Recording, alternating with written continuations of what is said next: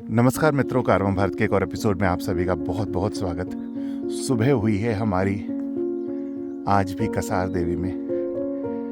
कितनी सुंदर एम्बियंस है चारों तरफ। इधर से हुआ है सूर्योदय, वहाँ सामने हमारी कैंपर वैन पार्क्ड है। इधर देखिए प्रकृति कितनी खूबसूरत है। और अभी मैं, अवनी, सात्विक और पंकज जी जा रहे हैं मॉर्निंग वॉक पे कसार देवी माता मंदिर। तो इस प्रकार सुबह सुबह लगभग 2.5 किलोमीटर का सफर तय कर हम पहुंच गए कसार देवी माता मंदिर के द्वार पे।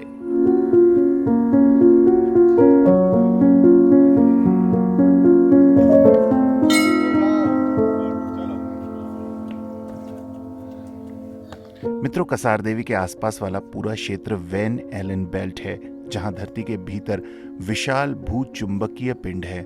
इस पिंड में विद्युतीय चार्ज कणों की परत होती है, जिसे रेडिएशन भी कह सकते हैं। ये तो हो गया मतलब यहाँ का एक साइंटिफिक टर्म, पर मैं बताऊं तो यहाँ पर आके कुछ अलग महसूस होता है।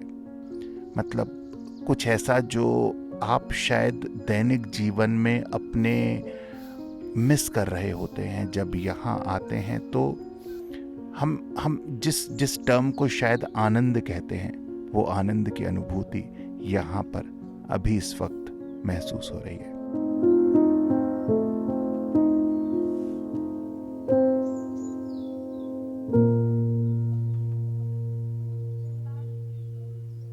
तो इस प्रकार से इस स्थान की आनंद अनुभूति लेकर हम एक बार फिर से बढ़ चले अपनी कैंपर वैन की तरफ। आता मोटू पतलू। हाँ, और कौन सा आता था? एक गट्टू बट्टू गट्टू बट्टू का मुझे नहीं पता। मोटू पतलू भी मैंने देखा है। और मोगली जंगल का राजा। हाँ, वो देखा है। मोगली हेलो, ये पके हुए आड़ू। देखो देखो ऊपर पेड़ लाल लाल बिल्कुल। अरे पसीने झाड़ दो, पापा फोटो बना रहे हैं। ऐसे ऐसे कर देते हैं। ओफो, हम तो थक गए।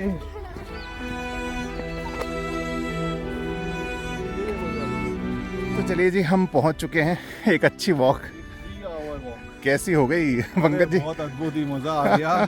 जीवन में ऐसा कभी नहीं करा था। पहाड़ों में 3 घंटे चलना तो बिल्कुल शरीर में ऐसा लग रहा है कि एनर्जी लौट गई। बिल्कुल सांस में ऑक्सीजन बढ़ गई है। और एनर्जी मतलब टांगों में खूब जान आ गई है। क्या तो बात ऐसे जैसे लथार्जिक होती है ना टांगे घर में, सही उससे बच गए हम लोग। सही बात। So back to camp. कसा मंदिर तक जाए जय। कहाँ गई गीता जी? उधर होंगी। आइए जी, नमस्कार जी। नमस्कार जी। नमस्कार। वाह वाह वाह। आज आपके किचन में बनाया हमने। अरे पोहा। क्या बात, पोहा बनाया? आधा काम किया वहाँ पर, पता चला वो कैनिस्टर खत्म हो गया। फिर बीच में हमने कहा चलिए, पूजा जी ने बोला यही कर लीजिए, यही करिए ना। कंप्लीट कर लीजिए उसको। हाँ जी। मसाला नहीं काहे लाई आप? तो फिर मसालेदानी वो सब रेडी। अरे इससे बड़ी है हमारे पास। टमाटर सब कुछ करके रखा हुआ था। फिर वो दूध अलग है, ये दूध अलग है। अच्छा बच गया, रिकॉर्ड भी हो गया, बच भी गया।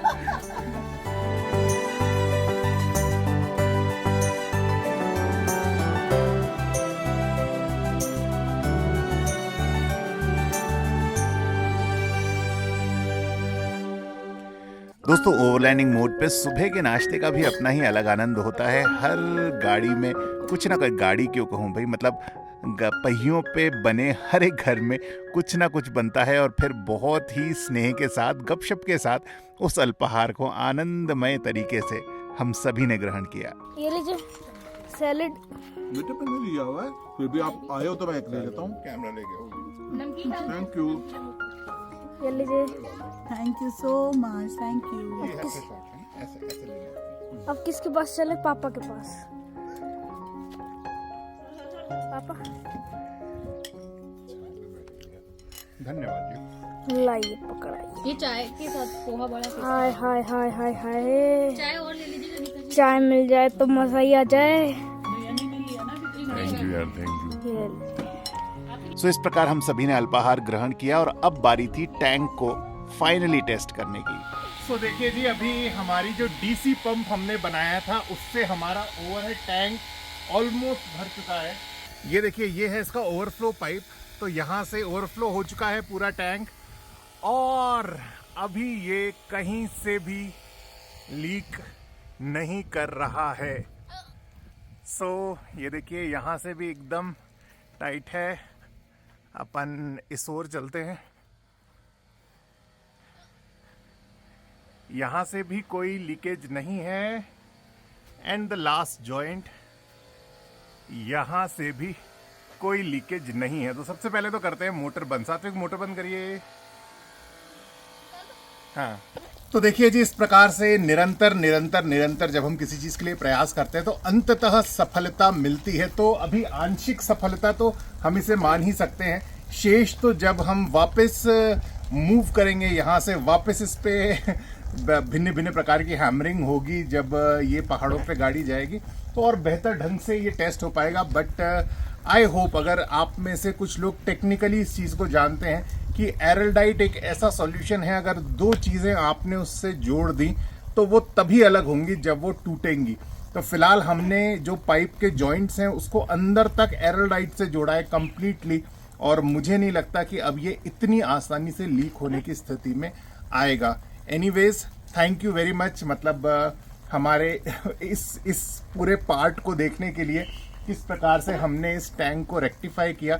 शेष अभी सुबह का वक्त है, तो दिन में आज क्या करेंगे ये हमें भी बहुत ज़्यादा अभी सर्टेन नहीं है। तो अभी के लिए चलते हैं अंदर और शुरू करते हैं आज दिन की एक्टिविटीज़। तो मित्रों, दिन के बज चुके हैं 1 और बहुत दिनों बाद मैं इस प्रकार से प्रॉपरली तैयार हो पाया हूँ, क्योंकि टैंक ठीक करने की जद्दोजहद में तो सब कुछ पीछे छूट गया था। फाइनली, जैसा कि मैंने इस व्लॉग में अभी आपको शुरू में बताया कि अंततः हमारा टैंक ठीक हो गया है फॉर नाउ। बाकी शेष तो जब माउंटेन्स में जाएंगे, ड्राइव होगा, तब पता चलेगा। बट अब हमें थोड़ा सा समय मिल पाया है कि जिस स्थान पे हम हैं, यानी कि कसार देवी और उसके आसपास का जो क्षेत्र है, उसको कुछ एक्सप्लोर करें। तो वो हम शुरू कर रहे हैं। अभी बज रहे हैं दिन के 1 और हम जा रहे हैं यहाँ पर एक हैंडलूम फैक्ट्री है जहाँ पर 150 महिलाएं काम करती हैं। बहुत सुंदर सुंदर चीज़ें वो बनाती होंगी, ऐसा मुझे लगता है। सो चलते हैं यहाँ से उस हैंडलूम, मतलब हंस करके एक हैंडलूम फैक्ट्री है। सो वहाँ चलते हैं, महिलाओं से मिलते हैं, जानते हैं क्या बनाया जाता है यहाँ पर, खुद भी देखते हैं और आपको भी बताते हैं।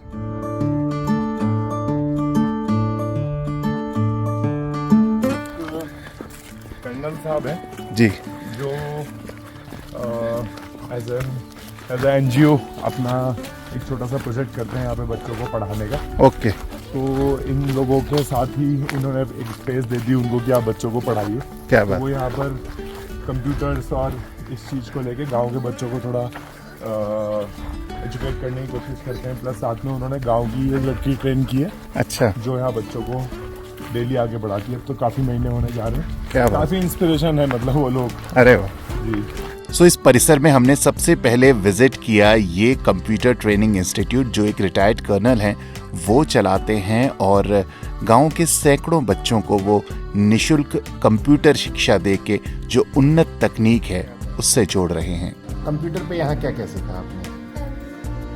Notepad, notepad, MS Word, MS Excel, MS Office, MS PowerPoint।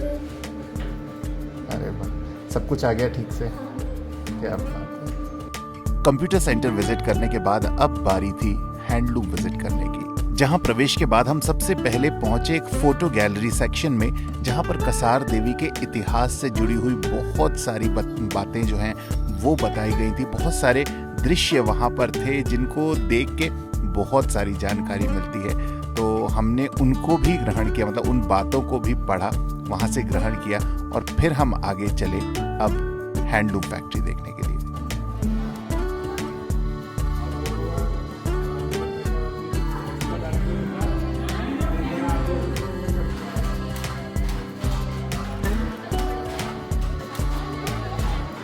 मित्रों, हैंडलूम फैक्ट्री जाके हमने देखा किस प्रकार से बारीक बारीक धागों से मिलाकर इतना खूबसूरत पूरा एक कपड़ा बनाया जाता है, और वाकई मतलब हैट्स ऑफ इन महिलाओं को, जो इतना परिश्रम करके इतना सुंदर कपड़ा तैयार करती है। मतलब बहुत लंबी प्रोसेस है इसकी। पहले धागे से शुरू होता है और शुरू होकर फिर अंत जो होता है, मतलब इसको बुना जाता है। डिज़ाइन देने के लिए छोटे छोटे धागों को एक में एक डाला जाता है। बहुत सारी चीज़ें, हाथ और पैर का इतना प्रॉपर समन्वय इसमें चाहिए। मतलब प्रेजेंस ऑफ माइंड, बॉडी, सब कुछ आपको चाहिए और तब जाकर कहीं एक कपड़ा जो हम पहनते हैं उस लायक वो तैयार हो पाता है। सो हम सभी नमन करते हैं इनके प्रयासों को। मतलब एक तो ये कि इतनी सारी महिलाओं को रोज़गार देना, रोज़गार सिर्फ काम करने का अवसर नहीं होता, अपितु पूरे परिवार का भविष्य जो है वो सुधारता है, ऐसा मुझे महसूस होता है। सो इसलिए एक तो ये था कारण कि हम देखना चाहते थे कि कपड़ा हैंडलूम में कैसा बनता है, और दूसरा हम उन महिलाओं से भी मिलना चाहते थे जिन्होंने अपना ही नहीं अपितु अपने संपूर्ण परिवार का जीवन भी बदल डाला। कैसा लगता है? मतलब बहुत बड़ा जीवन आपने अपना यहाँ पर निकाला है। 23 साल पहले क्या था और अब क्या है? पहले 23 साल पहले बहुत गरीबी थी हमारी, बहुत थे, परेशानी थी हमको। हमारे पास कुछ रोजगार नहीं थे, बच्चे पालने थे। और फिर हम यहाँ आके हमने बहुत अच्छा लगा हमको मैडम ने हमको रोज़गार दिया। हमारी बुद्धि मैडम थी पहले, तो उन्हें हमको रोज़गार दिया यहाँ आके। तो हमको बहुत प्रॉब्लम लगा यहाँ आके। हमारे बच्चे पाले, हमने बच्चों को लिखाया पढ़ाया, बहुत हमको सुविधा मिली। तो यहाँ आके हमारे बहुत जुनून आगे को बहुत वो हुआ। तो अच्छा हमारा कारोबार भी चला, अच्छा हमारे घर बार भी बढ़ा। तो हमको बहुत आई यहाँ आके, बहुत अच्छा लगा हमको काम करने में। जो और देखिए, ये इसे कहते हैं पिछौड़ा, और यहाँ की जो महिलाएं होती हैं, ये स्वास्तिक बना हुआ है नीचे आपको दिख रहा हो। तो विवाह के वक्त जिसे विवाह के वक्त और जब भी कोई पूजा पाठ इस तरीके के कोई भी कार्यक्रम होते हैं स्पिरिचुअल या रिलीजियस, तो इसको महिलाएं अपने सिर पे और नथ वगैरह लगा के कुमाऊनी ट्रेडिशनल ड्रेसेस में आती है। क्या उन्होंने बहुत ही इसका क्रिएटिव यूज करा हुआ है, क्योंकि हर महिला के पास घर में कई सारे होते हैं। यहाँ से लौटने के बाद लग रही थी जोरों की भूख। सो हम सभी ने अपनी कैंपर वैन में जो हमने साइड एक्सटर्नल किचन बनाया है, वहां पर बैठ के बहुत ही तसल्ली से भोजन ग्रहण किया। आंटी ने इस पे कितने मस्त स्टिकर लगाए हैं। पहले तो ये दो, फिर ये पूरा कवर कर दिया है ये। अब पेट के लिए बनाया है एक खजाना। पेट को लगती है भूख, है ना? हमें तो नहीं लगती, पर पेट को लगती है। पेट के लिए ये सारी अलमारी रखी है ना? एक तो कपड़ों की होती है और एक पेट की अलमारी है। ये पेट की अलमारी है जिसमें सब खाने का सामान रखा है, कॉफी पाउच, ये सब। और ये सारे जितने भी दिखाई दे रहे हैं ना, पेट इतना छोटा सा होता है, पर उसके लिए सामान बहुत रखना पड़ता है। सो गए थे हम, तो अब बनेगी चाय गर्मा गर्म। थोड़ा तो ऐसा ये है एकदम ठंडी चाय। ये आज रात को खाने में क्या बनाने वाले, ये आपको गैस करना है, ये बताएंगे। लिट्टी बाटी नहीं, पाव भाजी नहीं, हाथ से खाने वाला है और खाने के बाद उड़ना लग जाओगे। खिचड़ी। ओ यार, तो आप मुंह से बना रही हैं। ऐसे बताया ना यार, हमें तो चीज़ हम पता नहीं कर पाए। तो देखिए कितने खूबसूरत घर के बाहर हम बैठे हैं, और अंदर की आभा मंडल देखिए। आपको बिल्कुल देख के लग रहा होगा ये किसी नव विवाहित जोड़े का ये घर संसार इस गाड़ी के अंदर बसा हुआ है। तो पैन करके बताइए वो नव विवाहित जोड़ा कौन सा है? देखिए, नाम बताइए। अरे बाप रे, गीता जी ने मुंह पे हाथ छुपा लिया। अरे तो जरूर थोड़ी है कि विवाह 18 साल की उम्र में ही किया जाए है। 50 साल की उम्र में आके कोई विवाह नहीं कर सकता। 60 साल की हो रही है तेरी उम्र, मेरी नहीं है भाई। हाँ बताइए, बदनाम कर रही हैं आप। भागो भागो भागो, इसको पकड़ना है। भागो भागो, इनको पकड़ना है। जाओ जाओ, लंगड़ी से जाओ। अम्मी चीटिंग नहीं, लंगड़ी पूरी। दिल्ली, देहरादून, पंजाब, चंडीगढ़। पंजाब में था नहीं था, नहीं था। दिल्ली। हाँ चलो चलो, कोई नहीं कोई नहीं कोई नहीं। हाँ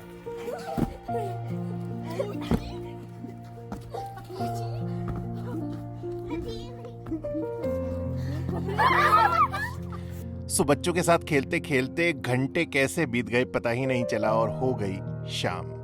तो शाम हो चुकी है, बज चुके हैं 7:30। इधर आज हम बना रहे हैं एज़ यूजुअल दलिया, और इधर चल रही है बच्चों की पढ़ाई। आज दिन में थोड़ा सा हम हैंडलूम चले गए थे तो बहुत ज़्यादा नहीं हो पाई, सो रात को पूर्ण करने वाले हैं। खरगोश ने सिंह को कैसे मारा? खरगोश ने सिंह को अपनी चतुराई से मारा।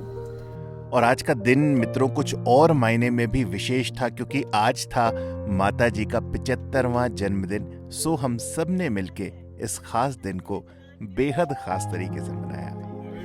बहुत बड़ी चीज होती है वाली। बहुत बड़ी। Happy birthday to you, happy 75th to you, happy 75th to dear दादी, हैप्पी 75th टू यू। अब दादी बस 1 क्वार्टर और, मुझे लगा 3 क्वार्टर्स डन, 1 क्वार्टर और, फिर उसके बाद बोलेंगी दादी और देखो आप लोगों का भी बहुत बहुत मैं वो कह रही हूँ ना कि कहाँ से कहाँ मैं आप लोगों के साथ, और वो ही 75 ईयर का वो आज एंजॉय कर रही हूँ आप लोग। वही आंटी वो जो बैठी है ना ऊपर, उसने बना रखा है। सो इस प्रकार आनंदित क्षणों के साथ बीता हमारी वैन लाइफ का एक और बेहद बेहद बेहद खूबसूरत दिन। ये व्लॉग आपको कैसा लगा कमेंट करके ज़रूर बताइएगा।